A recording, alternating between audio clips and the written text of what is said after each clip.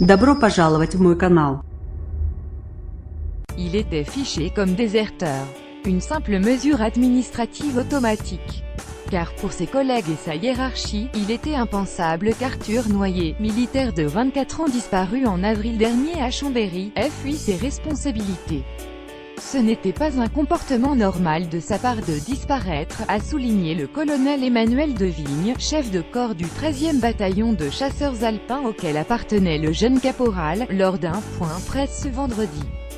À la caserne du quartier Roque-Noire à Barbie-Savoie, la suite a donné raison aux militaires. Le crâne du jeune homme a été retrouvé en septembre dernier sur un chemin de randonnée en Savoie. Et les analyses ADN pratiquées en décembre ont confirmé qu'il s'agissait bien du sien. La piste criminelle est privilégiée. Nordal Lelandais, déjà suspecté du rapt et du meurtre de la petite Maëlys en Isère, a été mis en examen mercredi pour assassinat confondu par des éléments de téléphonie et de vidéosurveillance qui semblent attester de sa présence sur les lieux de la disparition d'Arthur Noyer. Le suspect a nié les faits. Il est pour nous resté disparu jusqu'à la fin le 12 avril dernier, lendemain de sa soirée en discothèque à Chambéry. Le caporal Noyer ne s'était jamais présenté au rapport.